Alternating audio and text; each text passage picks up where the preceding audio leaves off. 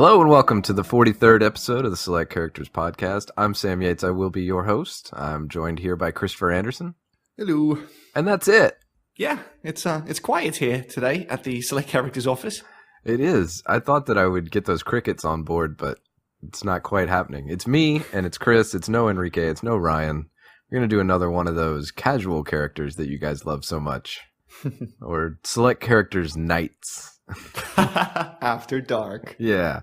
Whatever kind of thing you want to call it. We're just going to kind of kick back and talk for a little bit about one of our favorite things, which is video games. Yeah, I like those.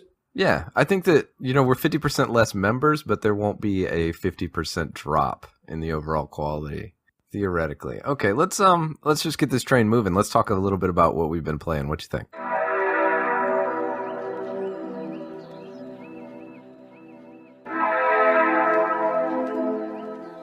And it has been another excellent week for video games. Let's talk a little bit about what we have been playing. You want to go first? Sure. I've been a bit poorly this week, so I haven't really been playing all that much. But I did manage to play a little bit of that game that's sweeping the nation called Super Hot. Yeah, me too. It's pretty good. It is pretty good. I didn't get to finish it, but with the parts of it I played, I really liked a lot. Yeah, it's not really a shooter though, is it? It's more of a puzzle game, that one. Yeah. I would definitely call it more of a puzzle game because you sort of learn where people come from and then kind of take it from there and figure out what your best approach is. Yeah, exactly. And the enemy spawn positions don't change as you restart, so it's definitely more of a puzzle that you're solving, and you're not really busy with shooting people. Yeah, I like it. Let's see, just the quick overview. Super Hot is a first-person shooter where time moves when you move. Yeah, or very, very slowly when you don't move. Yeah, that about sums it up. The story stuff was, I kind of felt like whatever, not a big deal. It's one of those meta-narratives, a video game about video games, and there's more going on behind the scenes that you're trying to uncover as you go. You uncover that via chat logs and stuff like that. But it's just a bit of an excuse to shoot some people. Yeah, I mean, what else do you need? But that interface that they made for that stuff was so really cool. It was very CRT. Yeah, very, very MS-DOS. Like the halo that you get around the letters and stuff that kind of fades off into the distance was absolutely pretty cool. Yeah. And the whole screen sort of looks like one of those very, very old screens in a time way before flat screen computer monitors. Yeah, and you get like that glow coming off the screen, off the edges and stuff. I thought that was a neat touch. It looked suitably retro. Let's talk about the gameplay. That's where the meat is, right? Yeah. I liked it. I thought it was super rad. I like their ability to put you in interesting situations. That's probably my favorite part about that game. Just doing cool action movie stuff. Oh, God, yes, man. Not many games allow you to punch a dude, grab the gun he's letting fall out of his hand, shoot him with that gun. It just makes you feel really, really good. It does. It makes you feel like an action movie star. And there's just so much stuff in that game. There's like bottles and katanas and pool balls, darts, shotguns. Yeah, I like the katanas as well. Like very visceral and very quick. I like the death animation as well of the enemies. They sort of shatter like glass and not die like normal human beings in normal video games. This sort of shatter makes it feel even more visceral than it actually is. Yeah, it's so good. It really is so good. And I think that their ability to put you in cool places is what makes it so cool. Like you're standing at a bar and then all of a sudden the bartender starts drawing out a pistol. Yeah. And of course the first thing you do is grab a bottle and sling it at his face, right? Like all the setups in that game are absolutely amazing. The things you do are even more amazing. You can shoot their bullets with your bullets, which is great. And if you do manage to fuck up somehow, which is quite easy because that game is actually deceivingly hard. But if you screw up, you can see it coming like a mile off and you won't be able to stop it. So you just see the bullet come at you in slow motion. It's really, really cool. Which one of the things about screwing up was weird was the hit detection seemed strange. Like I would think a bullet missed me, it was mostly to the left and to the right. Yeah. And then I would end up dead. So I don't know where my shoulders are, I guess, exactly in that universe. Yeah, I don't think it detects, or I don't think you have a body outside of what you can see in the camera. So if it doesn't hit the camera, you're safe. At least that's the idea I got. Unless you get shot in the back, obviously. But Yeah. But I'd give that game a thumbs up overall. Yeah, definitely. The visual style's really good though, but I think I said this last week, is that you really do miss sort of a level editor, because it just seems like this game, which is apparently only about 2 hours long, has a lot more longevity in it if it had like the community tools to make extra levels and stuff. But it doesn't have that. Maybe it comes in a future update, but as for now, it's a bit barren in content, because it's what, like $20 or something like that? Yeah, I want to say it's on sale right now. I think if there was no sale, it'd be 25. Yeah, I think that's a bit much for a game that is that short. It's a great experience, definitely, but it is quite expensive for the amount of time you put into it. I think that's a fair argument. I'd agree with you on that point. Yeah, but if you see it on a sale for around a tenner, maybe 15, it's perfect. It is above all very, very cool. Great visual style. The what little music there is sounds pretty cool. The sound effects are awesome. I think it's a great game. One of those games this year that I was surprised to really like, because I did not see that one coming. It's a sleeper hit, I think they call it, right? Sure. I mean, except for it could be if nobody knew about it, but it seems to be pretty popular overall, or at least I think it's on the top of the Steam charts, or it was the last time I checked. Yeah. It's just I didn't really see that game coming, to be honest. It was just sort of there, and boom, just like that. It was pretty big. Everybody was talking about it, from people on GameSpot to people on Slack to people on the Giant Bombcast. It's everywhere now, and I think it's well deserved. I agree. They did a good job. I like the way the words kind of slap you in the face whenever you start something. The just aggressive nature of the episode titles. It really sets the pace for the whole thing. And when you see when you finish a level, right, you get a replay in normal speed from the entire level, and then you've got that voice constantly going super hot, super hot, super hot. I don't know why awesome. They put that there, but it sort of fits, right? Yeah, it's very cool. It is very, very cool. Yeah. And watch all the cool sort of like action stuff that you did happen in real time, extra fast. And like those moments where you killed like 3 dudes, just bap, bap, bap. Amazing. Yeah. You just pass it off as you doing that in real time. Like, look how cool I am. I am literally an action hero. I do wish that there was a different camera on that stuff where I could see it from like a bird's eye view or something. It might be cool. I don't know. Because I sort of already saw it from my perspective. So just seeing it faster doesn't exactly seem as cool as it could be. Maybe not third, but like camera angles. That might be awesome. Anyway, that game's awesome, I think. Definitely. Go play it. Yeah, do it. Get some super hot in. I want to try it one time too, since you got to do it. Super hot. Yeah, that's good. Let's see. What else? I've just been playing my comfort food, essentially, which in my case is Heroes of the Storm and Elite Dangerous. And I've been having a good time with that, like what little I've played of it. But other than that, it was pretty light on the video game side for me this week. What about you? Let's see. I played a couple of games this week. I started with a game called Ballroom, Ballrum. Came out on the Steam store. It's one of those old school looking RPGs, like a spiderweb software kind of thing. Right. And the point of comparison that I actually read in the reviews that made sense to me was that it plays a lot like Echelon or Book of Echelon. I don't know. I played chapter 1 of that game and I liked it a pretty good bit, but that's a pretty good point of comparison. It's a very old school RPG kind of jam. And I was really feeling it. I thought it was pretty fun. It's almost like, honestly, Book of Echelon is the best point of comparison, but it's a top down. It's real time unless you're in combat, and then time doesn't move unless you're doing something. So it's real time / turn based kind of deal. And I guess their big change is that they put in farming and building and all these survival elements that you're familiar with from 100 other places. Right. Okay. On top of the old school RPG progression. So you buy your skills, et cetera, et cetera. You level up and you have a certain amount of points. So buying your new skills costs gold plus, whatever, these LPs, these learning points. Mm-hmm. And but like farming and stuff, doesn't that really feel tacked on or something like that? I don't tacked on. You're right. There's something weird about the way it is, but tacked on is maybe not the way I would go for it because those systems are flushed out, and they do make sense in the world. It's just I'm not sure if anybody was asking for that. Right. It's just a bit of thematic dissonance, if you will. Yeah, you could call it that. I know that one of the things that made me want to buy it was one of the reviews said that somebody starved to death while they were reading the intro text. So I was like, yes, please, click.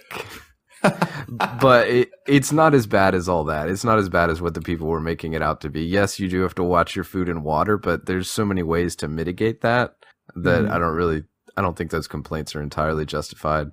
But it seems to be just a very stat-heavy, kind of in-depth, sort of old-school throwback RPG. And it's kind of cool. The one thing... Most of the time when I play games like that, I'm looking for the thing that they do that's different or something that they might be onto, like what are their clever ideas. Mm-hmm. And the one that I liked in this one is that if you're wandering through the forest, sometimes you get bugs in your backpack that'll eat all your food. And I mean, that's a really small idea, but I like the concept of your inventory is no longer a safe space. Yeah, it throws some survival mechanics into it.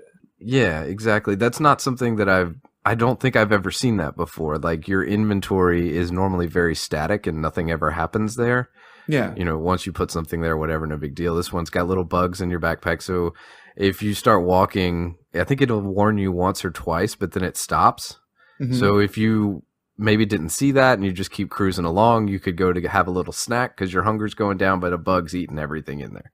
Right. Wow. Okay. Yeah, you got to go in there and click on him till he pops.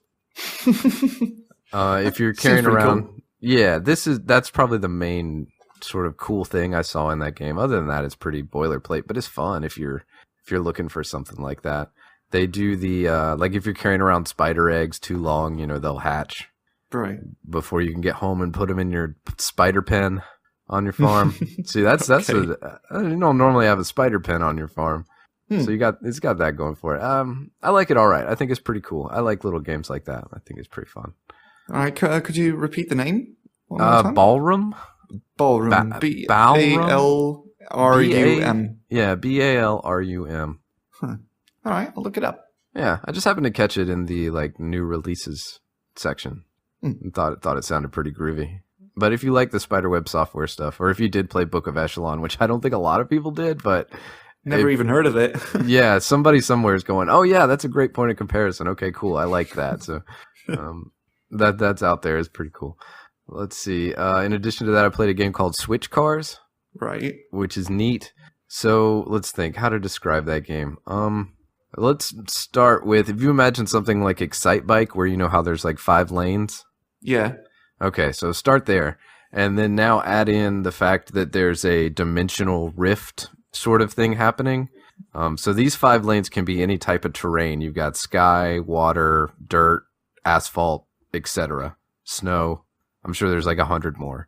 Mm-hmm. So these lanes can consist of any of these things. And what you're doing as you're traveling forward, you're traveling through time from the 50s. And I think the goal is to get to 2055. So every time the screen wipes and the lane changes, you advance forward in time. That sounds... That legitimately sounds like a very, very creative approach to game design. I agree. Yeah. So the trick is that it's called Switch Cars because that's what you're doing. You're switching cars. So the different time periods you're in will dictate the different types of vehicles that are available. Mm-hmm. And you use the keyboard, you use Z, X, and C, and those are your 3 slots where you can kind of put cars in your pocket. Mm-hmm. Otherwise, you're on foot, and the only way to move on foot is sort of use a grappling hook so that you reach out and grab something, kind of pull yourself towards it. So the game starts going really fast. The goal is to go as fast as possible because if you run out of time, this giant slug comes out from the dimensional rift and will start chasing you. Right.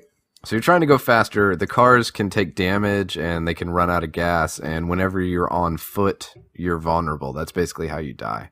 Yeah, I'm looking at a trailer right now. That looks very interesting. It's intense, and the speed gets out of control really quickly. And the cars aren't really...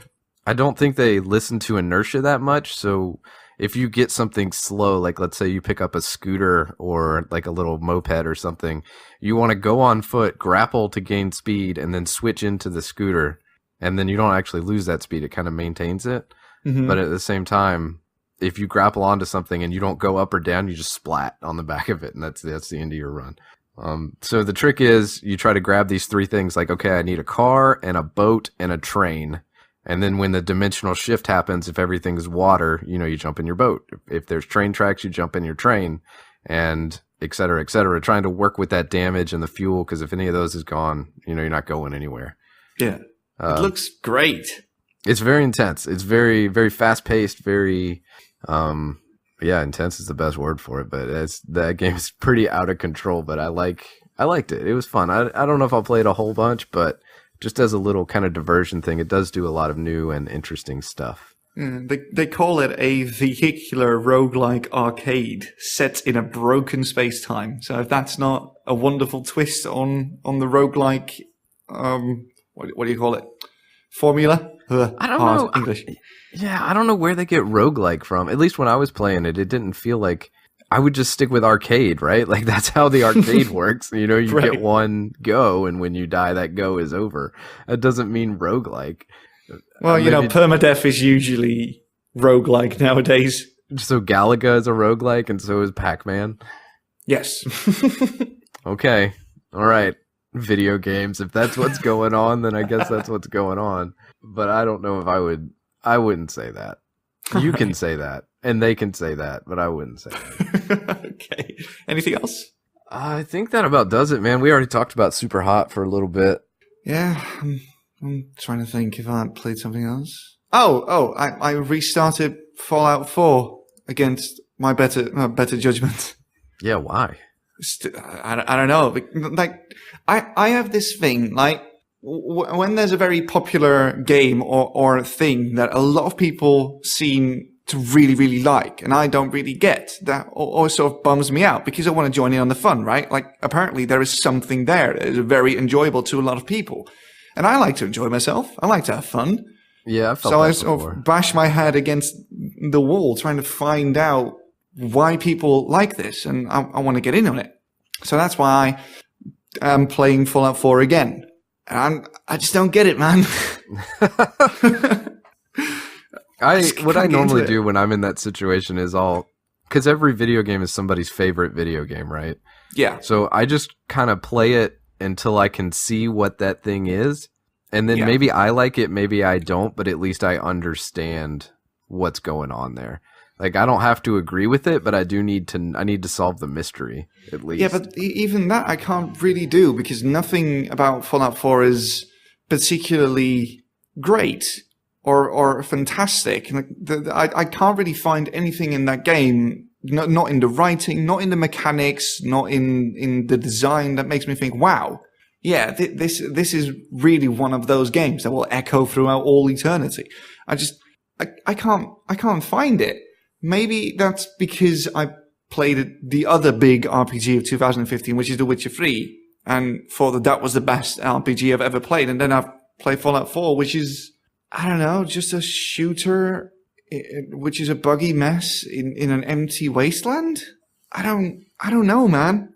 I want to like it. I want to like it so bad because I go into every game wanting to love it, but I can't find anything that really piques my interest, and that's what bums me out, I guess. Yeah, I don't know. I played it for a little bit. I don't really have an opinion on Fallout 4. It seemed fine, I guess. Yeah, that's the thing. It's fine. That's it. I can't really see myself play this for hundreds of hours like some people do, and I'm trying to find out why people are so taken with it. But I just can't find it. For me, I think it was a satiation thing, because I remember really loving the first one.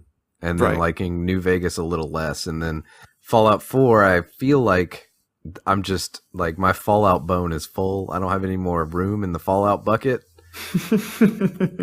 Those two metaphors, just ignore those. Just pretend like I'm satiated on the whole Fallout universe. Because I am. And when I was playing it, I was like, okay, cool, this is great. But it doesn't have the same spark. Like, the magic is gone. I know what this is all about, and I know what's up. Yeah, it doesn't draw you in as much. Yeah. So for me, that's what it is. And so I imagine that there are people who just haven't hit that threshold yet, and that those people are loving it because they wanted more, and then now they got more. But for me, I was already done, so I'm already off the train. Right, fair enough. I think that little conversation might have lost us a few subscribers there. Oh, what, the Fallout 4 stuff? That's fine. Hey, man, there's plenty of games that I like that they don't, so yeah, we'll call it even. Right, listeners? We'll call it even. Yeah, I think that is it for me for this week. Yeah, that's definitely it for me. It was not a bad week, though. I mean, I got I'm really excited to play Wasteland 2. That's what I'm pretty jammed up about right now. I got that in the Humble monthly bundle thing. Yeah, that's been on my wish list for a very long time. And actually, I was looking for something RPG-ish, which is why I started picking up Ballroom. But then Wasteland 2 came along, and I was like, sorry, little indie RPG. Let me give this a shot. Let's see what's up. I haven't really had a chance to dig into it yet, but I am excited. Question about that bundle: Is it worth shelling out an X amount of money for? Because it's, well, like the name implies, it's a monthly thing, but you never really know what you're getting until you get it, right? Yeah, I guess. I mean, how long is a piece of string? I mean, it all depends. How much money do you have? How Did you willing consistently are you? just get something each month that you really wanted to play? Kinda. I consistently get something that I might eventually want to play, but mostly it just serves to expand the backlog. All right. Yeah, I was just curious. Yeah, I mean, you'd have to look at that and make your own decision there. It's tough for me to say. I like it, and it works great for me, and I endorse it, but yeah, maybe... I think us having such different tastes have worked out in my favor and the favor of the other guys on the podcast as well, because we both like... Well, we all like different games from each other, and especially me, Enrique, and Ryan, we like games that are completely different from what you like. So when you've got a couple of extra games in that bundle that you never want to play, we get the free keys. So. Yeah, that's true. You get to reap the benefits. So that's an endorsement from you guys too. Find a buddy. Yeah, it's fine. It's $12. You know what I mean? Like, what's $12? It's nothing. Who cares, right? Yeah, exactly. All right. Yeah, I was curious. Wasteland 2 is $40 on Steam right now. Oh shit. So it's always been a monetary proposition. It's just always been the quality that is the question, right? And what you already own. Yeah, and Humble Bundle wants to keep as many customers as possible, obviously. So they tend to give you games that are higher rated or already have a big fan base or a good reputation and stuff. So more people get drawn to the service. So it makes sense. But which in a more broad sense, it gives me a chance to talk about something else, which is that I like discovery of games. Like, I like to play games that I've never heard of or ever tried before. Really? So I will take an inroad into almost anything that gives me an opportunity to do that. So $12, 6 random games, and sometimes there's something new or something interesting I haven't heard of. Like, that opportunity alone is where I get the most value out of it. Yeah, I get you. I've campaigned forever. I'm not like that. I like to know what I'm getting into before I'm getting into it. And I don't really like surprises all that much. So I don't usually tend to go for stuff like that. Yeah, I've campaigned forever that all I want is for Itch.io to have like a desktop client, and then you just boot it up and it boots up a game. That would be right. Like the best thing in the world, but I imagine, that a lot of people aren't necessarily into that, but that's a service I would subscribe to. Anything where you just put money in and games come out, but you don't know what they are, I'm super on board with, because you find such unique and new experiences. And, there are some bad ones, but just in general, every game has something that is interesting or clever. Right, yeah. Yeah, I guess that's true. It's just, I like to be secure. I like to know that I like to be absolutely certain that I'm getting my money's worth for something. So I don't usually tend to go for stuff like Loot Crate or Gamer Crate or whatever crate you have got now. And the monthly, one of the crates. I don't know. There's an abundance of crates out there. God, yes, I know, right? Like, there's a crate for every fucking niche. The one I do subscribe to that I like is called the Indie Box, though. That one's pretty fun. Is that like a physical box? Yeah, every month they send you a game, and it's in an actual box, like as if you would have bought it at a retail store. Right. So you got a Steam key, you got an actual box, like manuals and maps and all that cool, like, what do they call them? Feelies, I think is the term for it. I don't know. Yeah, sometimes they call them feelies, like the actual physical objects, like that come with a product, right? So, right, you get the game on Steam, DRM free, and just a bunch of gewgaws and knickknacks, like little animals and figurines and all this other bullshit, but it's cool. I like it. It just clutters up my house. I don't know. Yeah, and that's for the same reason, you know, like I like that process of discovery, but with a little bit of curation. Yeah. So if somebody's going through it, they'll send me something. Maybe it's good, maybe it's not, but when it's something I've never heard about, that's when I get the most excited. That could be such a great segue into talking about No Man's Sky. Okay, you want to talk about No Man's Sky? Oh God, yes. You want to do some? Let's get some interstitial music in here, and then let's talk about No Man's Sky. Let's do that.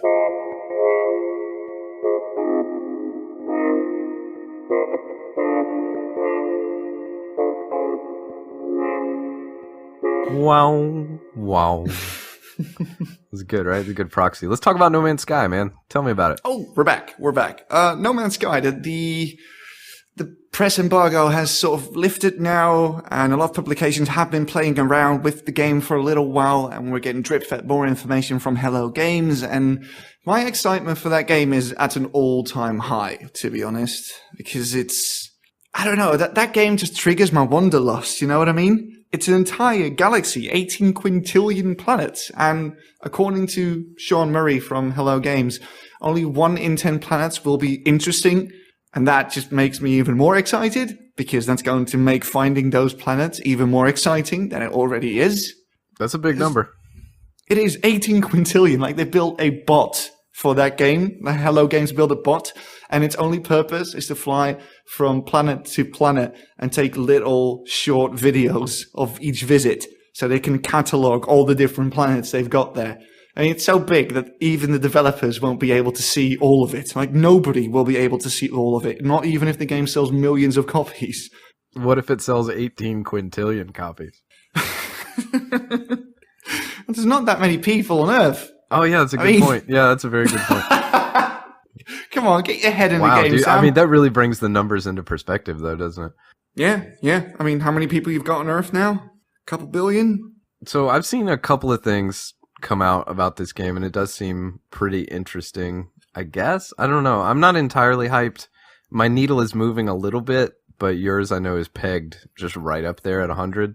Oh, it's been there for years now, since the first reveal in 2014. I saw that little trailer, and I saw a little dinosaur walking around, and I thought, yeah, I'm gonna fucking play this. This is gonna be great. And all the information that came out after that, like when they said that 65 Days of Static was going to do the music, and they are a fantastic band, so I'm glad that they are doing the music.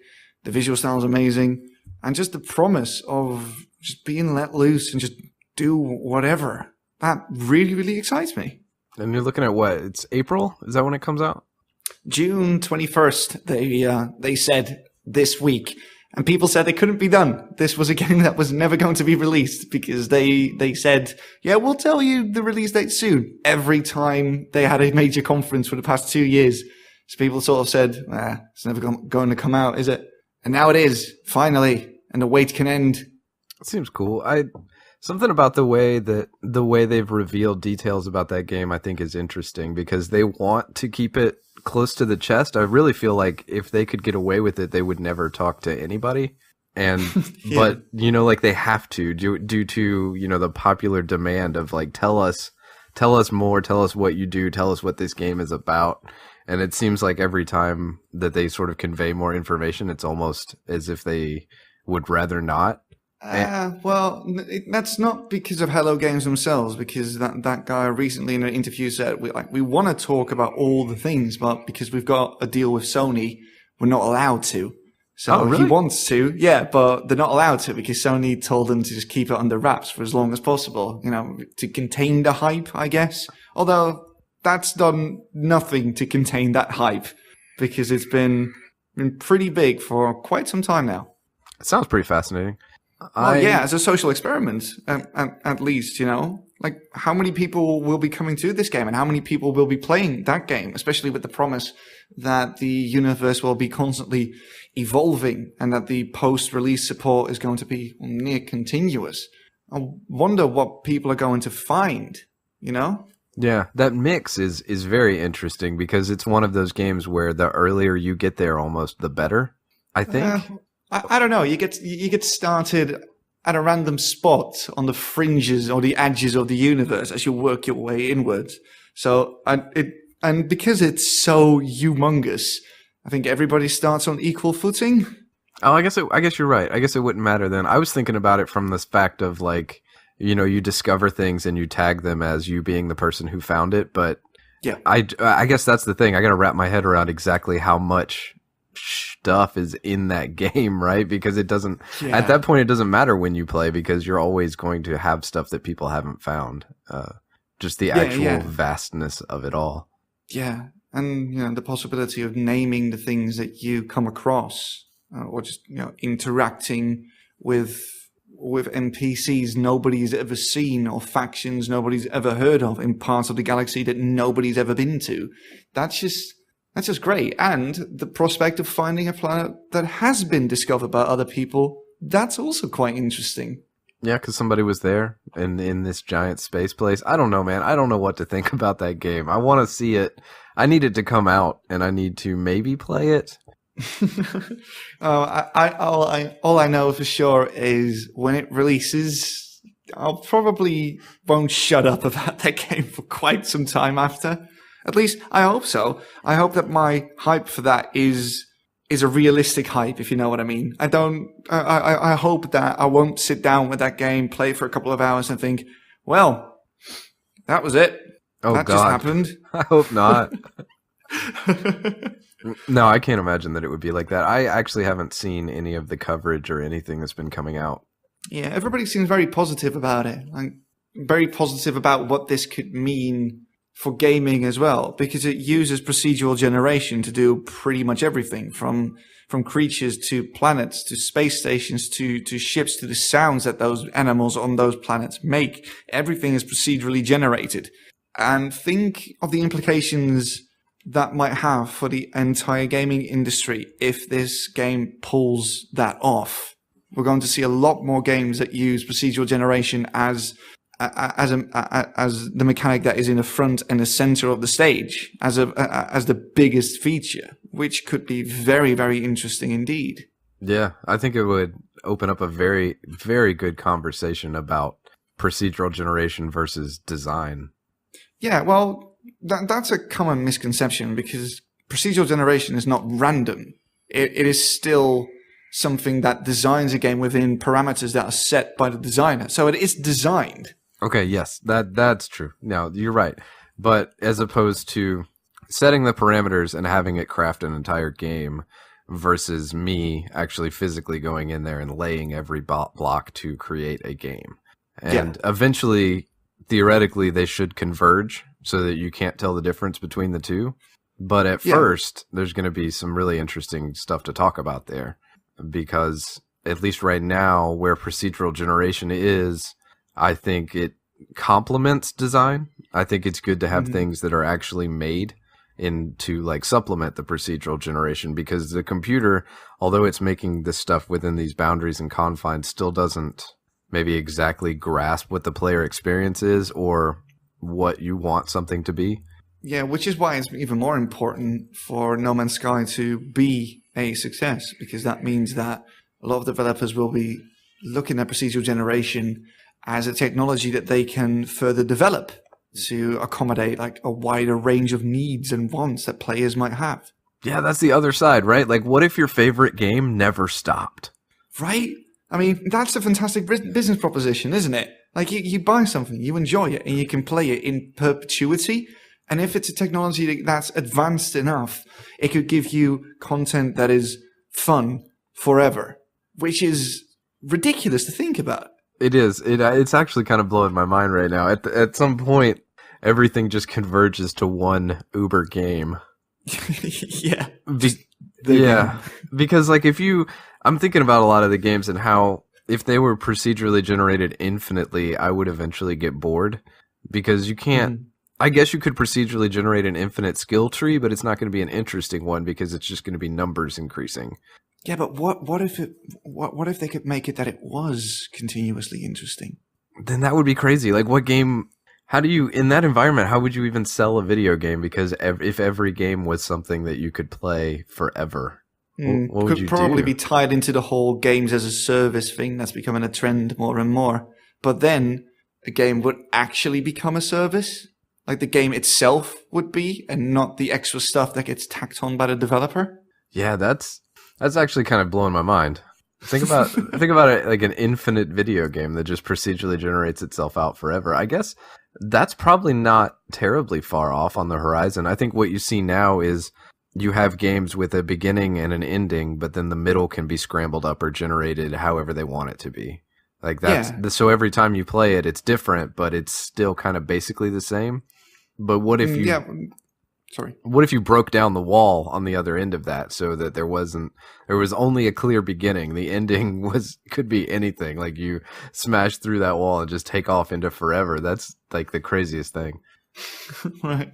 I mean, No Man's Sky does something similar. I mean, the start is set for everyone. You spawn somewhere, and from there you can do whatever you like. But the game does have an ending, which is reach the center of the galaxy, because there is something there, something they don't want to tell you about, because you have to find that out for yourself. But what happens on your road there, if you want to take the road to the center at all, is entirely up to you, and is completely made for you by an algorithm, which I find incredible. That we've come to a point where that is now possible to do. Everybody's going to see their own thing in the middle? No, that there's one set thing there in the middle. At least that's what they tell us. They don't want to tell us what's there, and it's going to take quite some time for people to actually get there, even if you sort of try to hightail to it. But there is something there, something set, something that should be enough reason for you to want to go there in the first place. But everything on the way there is completely unique to you. I mean, I'll be seeing stuff you will never see, and vice versa. Yeah, I don't know, man. I feel like somebody's going to get to the middle either extremely quickly, or they're just going to go into the files and find the assets and be like, here's what's in the middle. You don't you think that they will have put safeguards in place for that stuff? I don't know. I would very much hope so. I would love to see the place where everybody's trying to get to the middle for, I don't know, how long do you think it'll take? I don't know, man. I mean, I don't know how far away from the center you spawn. I mean, I think I read somewhere that you spawn at the edge of the universe, but I might be wrong on that one, so don't take that as gospel. But it's probably going to take quite some time to get there, especially if you're planet hopping, which, takes quite some time because planets are actually planet-sized. I think it's got to be less than a year. Well, yeah, I think that's a decent time. I mean, if it takes people around 6 or 7 months, maybe 4, 3 even, 2, to figure that out. It's more than one, right? It's definitely more than a month, and probably less than a year. Has to be. I don't know. What if it's longer than that? What if it's way longer than that? I don't know. I can't imagine people.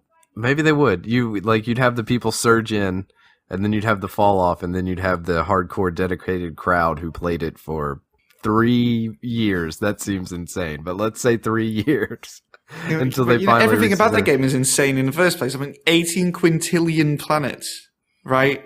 I mean, don't underestimate how big, how humongous that universe is. That's a real big number. I'm excited to see. I would love to know what is in the middle of that thing, and I guess we will eventually. Hopefully. Yeah. Although it's like the curiosity thing, like what's in the middle of this cube, and then eventually it was kind of a bummer. I'll tell you what wasn't in the cube. A prize that somebody got. Or something that anybody cared about.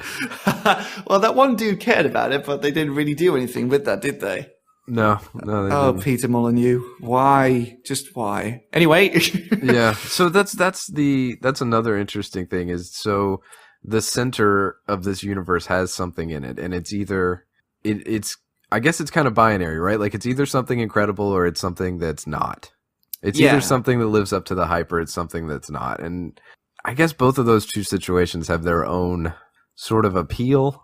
Because it's possible that what's in the middle is just a respawn, right? Like, that's probably the worst case scenario. Wouldn't that be great? Like, you fly into the fucking thing, you spawn on the other side again.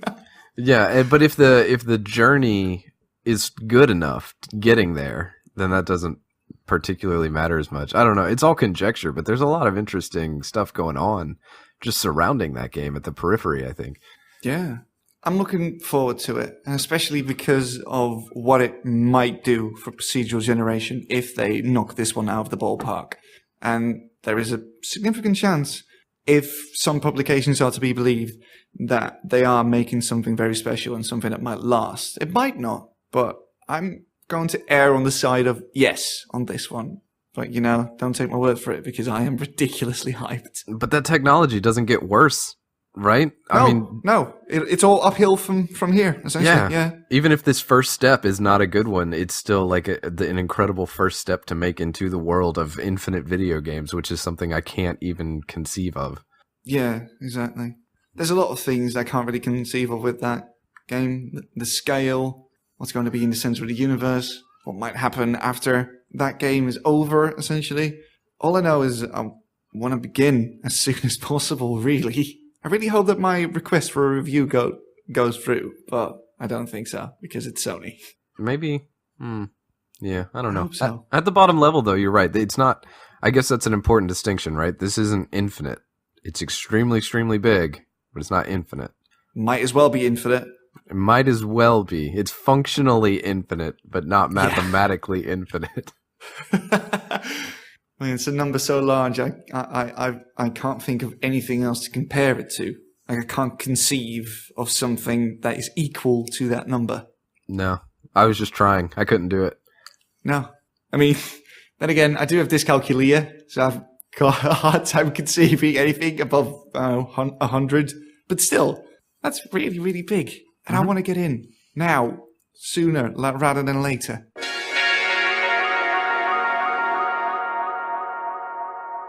That will bring us to the end of this next entry in our Casual Characters Compendium, episode 43.